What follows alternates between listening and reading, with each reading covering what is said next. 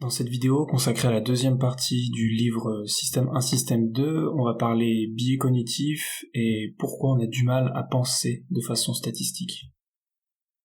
Le biais de la loi des petits nombres. C'est un biais qui consiste à favoriser la certitude en se basant sur des informations qui ne sont pas suffisantes, qui ne sont pas assez fiables. Par exemple, il y a une étude qui portait sur l'importance du cancer du rein dans plus de 3000 comtés des USA, et il révèle que les cas les plus faibles sont dans les comtés ruraux et peu peuplés du sud et de l'ouest. Est-ce qu'il faut en conclure que le mode de vie dans un comté rural dans le sud peut protéger contre ce type de cancer? Non. Et la raison, en fait, elle est simple. Il est juste plus probable de rencontrer des résultats qui varient énormément dans des petits échantillons plutôt que dans des grands. Et dans cet exemple, les comtés ruraux représentent des petits échantillons. En fait, les données sont trop aléatoires pour en tirer une explication causale. Et ce biais se retrouve également dans les sondages d'opinion, où les grands échantillons sont plus précis que les petits. Ça paraît évident, mais on a souvent tendance à l'ignorer. Et on se concentre plutôt sur l'explication, sur pourquoi on a obtenu ce résultat, plutôt que de remettre en question les informations énoncées. Le biais d'ancrage. Essayez de répondre à ces deux questions. Gandhi avait-il plus ou moins que 144 ans quand il est mort? Puis, quel âge avait-il quand il est mort? Vous avez certainement pensé qu'il avait moins de 144 ans quand il est mort. Votre estimation à la seconde question a été probablement surélevée, beaucoup plus que si à la première question on avait précisé plus ou moins que 40 ans. Ce biais a un nom, c'est l'effet d'ancrage. Il survient lorsqu'on considère une valeur avant d'en estimer une autre. C'est la considération de la première valeur qui va influencer sur l'estimation de la seconde. Il se retrouve au quotidien dans les commerces où un article est affiché à un prix au lieu d'un autre. Le premier sert d'encre et le second amorce un comportement, un jugement. On se dit « Ah, c'est pas cher ». On le retrouve aussi dans les ventes immobilières où le prix initial a un fort effet d'ancrage et va influencer le déroulement de la négociation.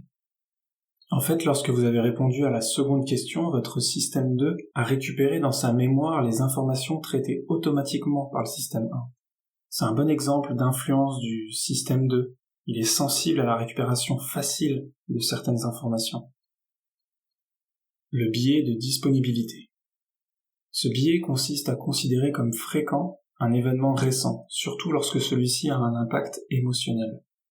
On dit que cet événement augmente temporairement la disponibilité de sa catégorie. Par exemple, si vous entendez qu'il y a récemment eu un accident d'avion, vous surestimerez la probabilité que cela arrive de nouveau, alors que ce n'est pas parce qu'un événement a eu lieu que cela augmente sa probabilité de se produire une nouvelle fois. En fait, ce à quoi on fait attention, ce n'est pas la probabilité que cela arrive, mais la disponibilité, c'est-à-dire la facilité avec laquelle on peut trouver des cas récents. C'est le même processus lorsqu'on a regardé un film d'espionnage et qu'on a l'impression qu'il y a des complots partout. L'heuristique de disponibilité, elle remplace une question par une autre. En essayant d'estimer la taille d'une catégorie ou la fréquence d'un événement, ce qu'on fait, c'est évaluer l'impression d'aisance avec laquelle des exemples nous viennent à l'esprit. Parfois, ces événements récents peuvent produire ce qu'on appelle une cascade de la disponibilité.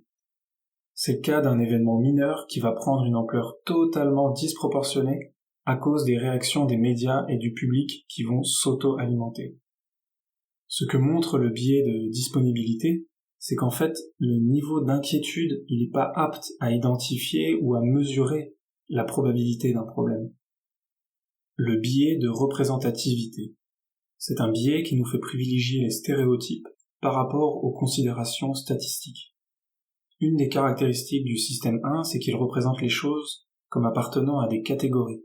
Et chaque catégorie possède sa propre norme, sa propre représentation type. Lorsqu'on pense à la catégorie mentale, par exemple, d'un cheval ou d'un frigo, on a en mémoire un exemple type de chacune de ces catégories. Et quand ces catégories sont sociales, ces exemples types sont des stéréotypes. Et ces stéréotypes peuvent bien évidemment avoir de mauvaises conséquences, mais psychologiquement, c'est par eux qu'on envisage les catégories. Par exemple, vous voyez une personne lire un journal connu dans le métro parisien, le journal Le Monde. Laquelle de ces propositions correspond le plus à cette inconnue en train de lire? Elle a un doctorat ou elle n'a pas de diplôme universitaire? Le biais de représentativité nous aviserait de choisir la première proposition.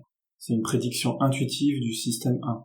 Mais si vous portez votre attention sur le taux de base, vous choisirez la seconde proposition, et ça fait appel au système 2.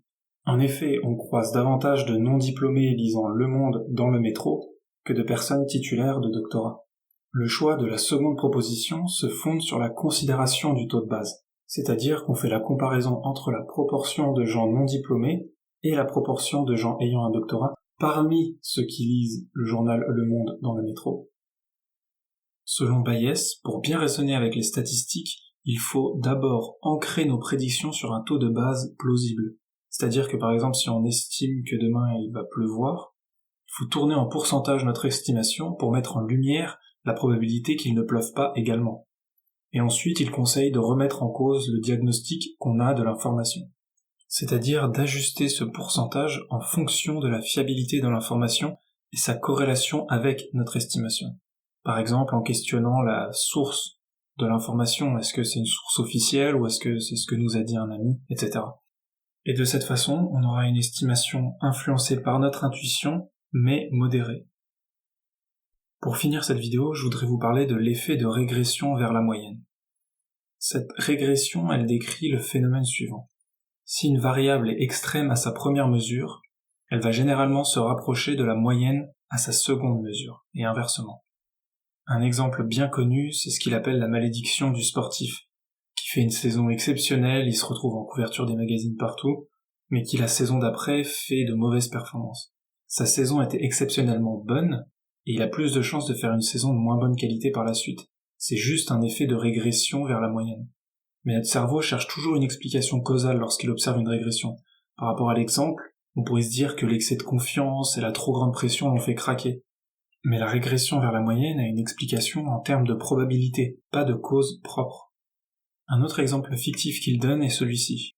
Les conditions des enfants dépressifs traités avec une boisson énergisante s'améliorent nettement au bout de 3 mois. On pourrait se dire que la boisson énergisante cause l'amélioration, mais ici aussi on peut l'expliquer par la régression vers la moyenne. Les enfants dépressifs sont un groupe plutôt extrême, ils sont plus déprimés que les autres enfants, et les groupes extrêmes finissent par régresser vers la moyenne avec le temps. C'est-à-dire que certains enfants finiront par aller mieux même s'ils ne boivent pas de boissons énergisantes. Ces régressions, elles sont très présentes dans notre quotidien, avec des exemples tout bêtes comme dire que les femmes très intelligentes sont mariées à des hommes en moyenne moins intelligents. Ces biais cognitifs sont le plus souvent le produit de jugements qui paraissent naturels et cohérents pour le système 1. Pour éviter de faire ces erreurs, il faudrait pouvoir les identifier. Et un moyen qui permettrait de faciliter ça pourrait être, par exemple, d'intégrer dans notre vocabulaire le nom de ces différents biais cognitifs.